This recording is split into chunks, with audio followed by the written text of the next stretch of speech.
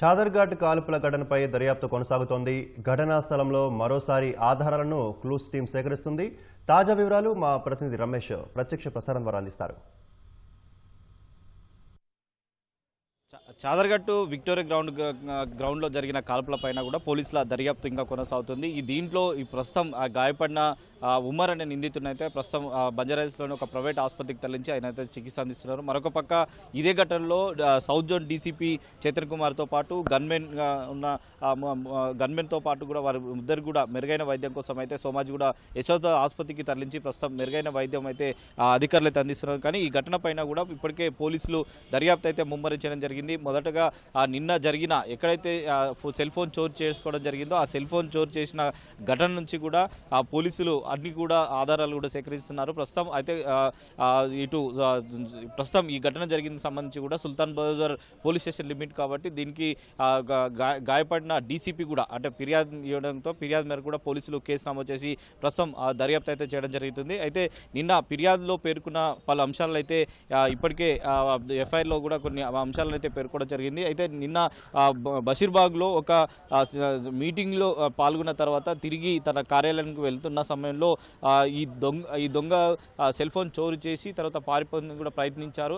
ఆ క్రమంలోనే డ్రైవర్ మూర్తి చూడడంతో కూడా వాళ్ళని వెంబడించి పట్టుకునే ప్రయత్నంలోనే ఈ ఘటన జరిగిందని చెప్పి కూడా ఫిర్యాదులో పేర్కొనడం జరిగింది. మొదటగా ఈ ఒక ముగ్గురు కలిసి ఒక ఆటోలో ముగ్గురు అయితే పోయినట్లయితే ప్రాథమికంగా పోలీసులు అంటే ఫిర్యాదులో అయితే డీసీపీ అయితే ఫిర్యాదులు అయితే పేర్కొనడం జరిగింది. కానీ ఆ వ్యక్తి సెల్ ఫోన్ చోరీ చేస్తున్న క్రమంలోనే డ్రైవర్ గమనించి తర్వాత అతన్ని వెంబడించే ప్రయత్నం చేయడం జరిగింది. అయితే పోలీసులు వెంబడిస్తున్నారని తెలుసుకున్నసరికి ఉమర్ ఆటో నుంచి దిగి తర్వాత ఇటు చాదర్ఘట్టు సిగ్నల్ కాడ ఏదైతే విక్టోరియా గ్రౌండ్ ఏదైతే ఉందో ఆ విక్టోరియా గ్రౌండ్ వద్ద కూడా కాల్పులు జరిగిన ఘటన వరకు అయితే వెంబడించడం జరిగింది. అక్కడ ఒక భవనం ఎక్కి ఆ భవనం నుంచి కూడా మరొక భవనం దుంగే క్రమంలో కూడా ఇటు పోలీసులు వెంబడిస్తున్న సమయంలో అతని వద్ద ఉన్న కత్తితో మొదటగా గన్మెన్ పై దాడి చేయడం తర్వాత డీసీపీ పైన కూడా దాడి చేయడానికి యత్నించే క్రమంలోనే తమ ఆత్మరక్షణలో భాగంగానే కాల్పులు జరిపారని చెప్పి కూడా నిన్న హైదరాబాద్ సిపి అయితే వెల్లడించడం జరిగింది. కాబట్టి తర్వాత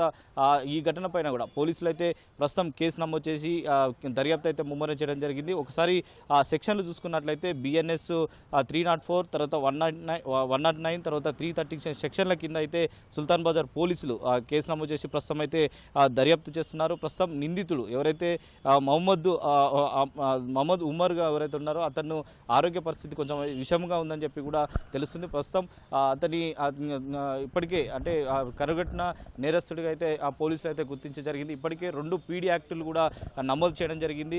ఆ పీడీ యాక్టులు ఉన్నప్పటికీ ఒక్కొక్క పీడీ యాక్టు కింద దాదాపు సంవత్సరం పాటు కూడా జైలు శిక్ష అనుభవించినప్పటికీ కూడా తన ప్రవర్తనలో మార్పు రాక మళ్ళీ ఈ విధంగా చోరీలకు పాల్పడుతున్నట్లయితే ఆ పోలీసులు అయితే నిన్న దర్యాప్తులు అయితే గుర్తించడం జరిగింది.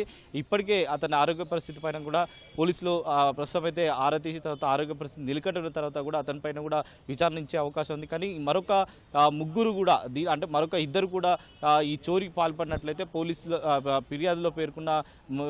ఫిర్యాదులో డీసీపీ పేర్కొన్నారు. కాబట్టి ఆ కోణంలో కూడా పోలీసులు అయితే దర్యాప్తు చేస్తున్నారు. అసలు ప్రయాణించిన ఆటో ఎక్కడి నుంచి ఎక్కడికి వెళ్ళిందని తర్వాత ఆ సీసీ కెమెరాల ఆధారంగా కూడా ప్రస్తుతం అయితే గాలింపు చర్యలు అయితే చెప్పడం జరిగింది. మరొక ఇద్దరిని నిందితులు పట్టుకునేందుకు కూడా ఇప్పటికే హైదరాబాద్ పోలీసు సంబంధించి కూడా ప్రత్యేక బృందాలు ఏర్పడి తర్వాత ప్రస్తుతం అయితే గాలింపు చర్యలు అయితే చేపడుతుందో వాళ్ళిద్దరు కూడా దొరికినట్లయితే ఈ ఉమర్కి సంబంధించి కూడా అంటే ఎప్పుడు చోరీకి సెల్ ఫోన్ చోరీకి చేయడం జరిగింది, ఎక్కడ చోరీ చేశారు అనేది కూడా పూర్తి స్థాయిలో వివరాలు అయితే తెలిసే అవకాశం ఉంది. ఎందుకంటే ఇప్పటికే నగరంలో పలు చోట్ల కూడా సెల్ ఫోన్ చోరీలకు పాల్పడుతుండడంతో కూడా ఘటనలు కలకలం అయితే రేపుతున్నాయి. ఇప్పటికే ఇటు ఈ చోరీలకు పాల్పడిన సెల్ ఫోన్లన్నీ కూడా ఇతర రాష్ట్రాలకు కానీ ఇతర దేశాలకు కూడా వీళ్ళు విక్రయిస్తున్నట్లు కూడా అనేక మార్లు కూడా పోలీసుల దర్యాప్తులో వెలుగులోకి అయితే రావడం జరిగింది. ఇటు ఆ ప్రయాణికులను టార్గెట్ చేసుకుంటూ కూడా ఈ చోరీలకు పాల్పడడం ముఠాలు ఎక్కువగా కావడం తర్వాత ఆ ముఠాలు పట్టుకునే క్రమంలోనే ఇలాంటి కాల్పులు కూడా కలకలం అయితే రేపుతున్నాయి. గతంలో ఆసిఫ్ నగర్ కానీ చిల్కలగూడ కానీ తర్వాత నాంపల్లి కూడా ఈ పరిసర ప్రాంతాల్లో కూడా ఇలాంటి తరహాలో కూడా